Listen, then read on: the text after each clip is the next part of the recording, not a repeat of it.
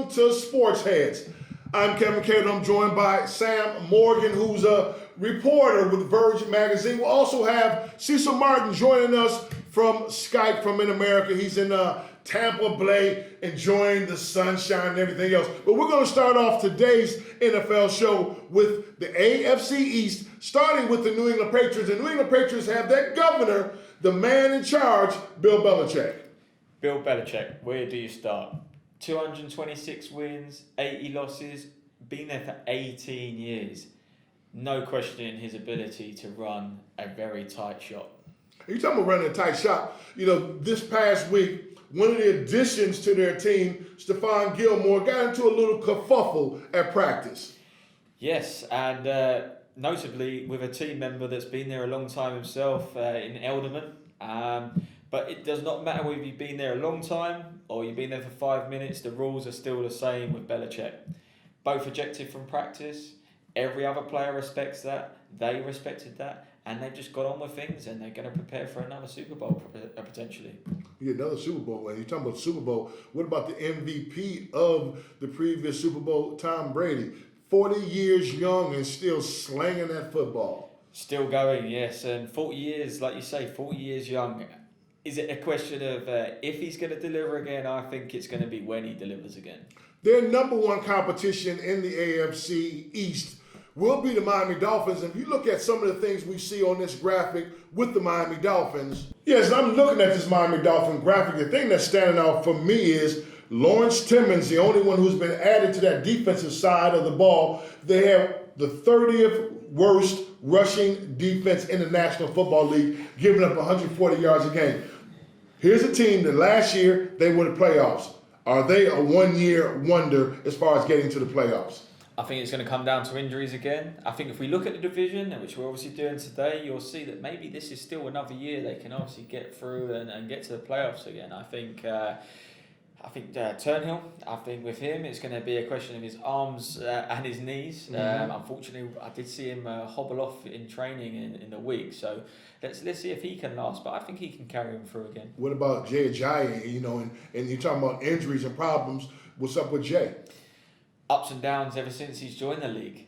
I think this is a big year for him, and us Brits will be behind him, being a fellow Brit. And I hope he takes that into the season and maybe get the yardage he needs to obviously step up to where he needs to be. Has to find that consistency, though.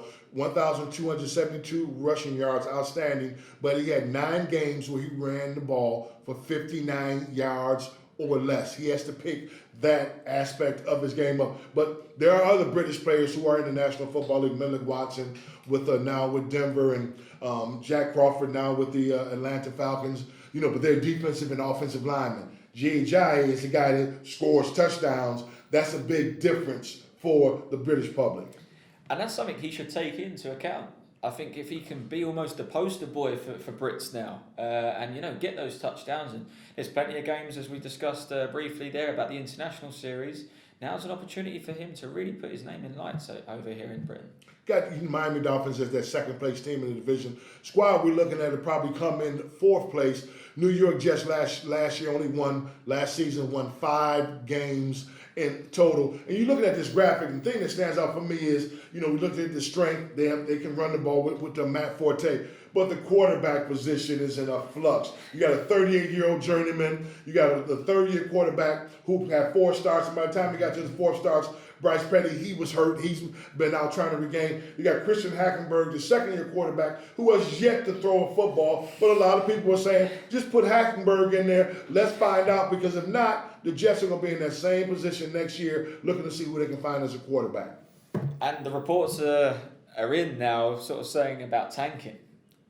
Tanking, for everyone that might not know, is maybe where a team is going to potentially keep a weak side. Not saying they're going to throw games, everyone's going to try hard, but at the end of the season, if they're obviously at that bottom place, they're going to get a better draft pick. It seems to me that maybe they are starting to think of the future, and that's probably the route they're going to go down now.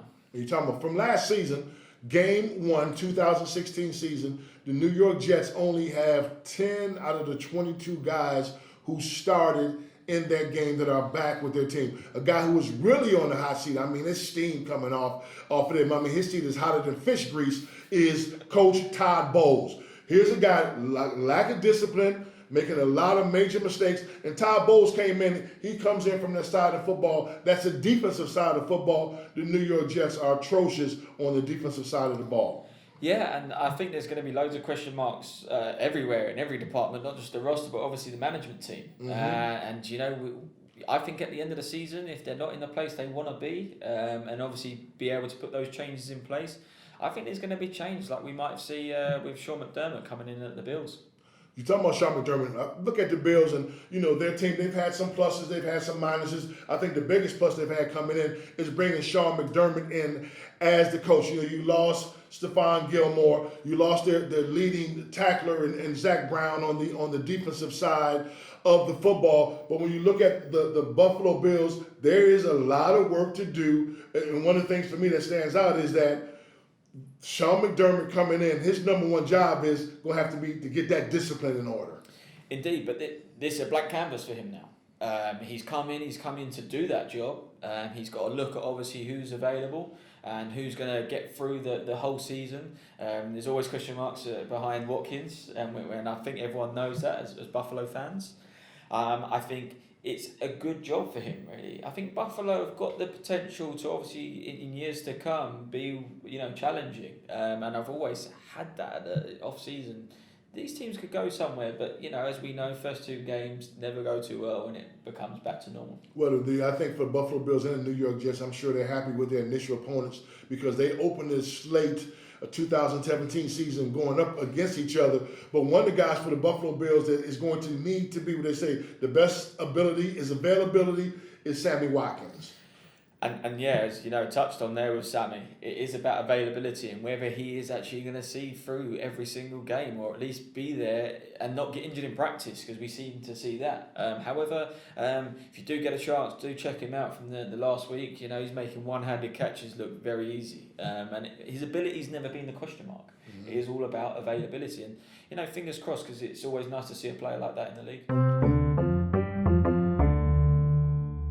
The last section that we want to talk about here is trash talk, and it's all about the AFC East. The AFC least in some people's eyes, but we want to concentrate on the team, the champions of that division, the New England Patriots, and why they are so successful is because they got Mr. Kraft. They got Nick Caserio as the director of player personnel. They got Bill Belichick as a coach. They're all in line with each other. There is no deviation as far as stepping out. They all want the same thing, and they are top-notch at their job. Here's a team that consistently, year in, year out, they are going to make it happen. 13 out of 14 years, they win the AFC East. Every other year, they are in the Super Bowl. That's because they are committed to what they have to do on and off the field. You never hear salary cap issues with this team. They signed Gilmore to a big contract, so much money, but they're never salary cap issues. They take care of business on a consistent basis. That is why they continue to roll on the NFC East teams, the other teams.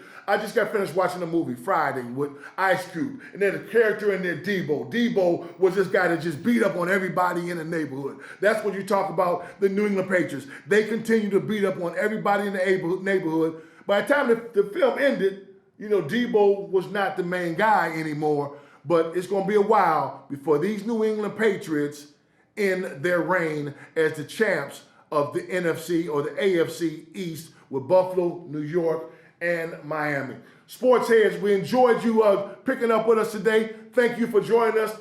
Sam Morgan, Cecil Martin, I'm Kevin Cadle. From the team, remember, to get ahead, you got to check in to SportsHeads. Hey, thanks for watching SportsHeads. Don't forget, you can subscribe to us on YouTube, but you can also hit us on Twitter, Instagram. We would love to hear from you. We're trying to take the program from next level to next level to next level. Enjoy.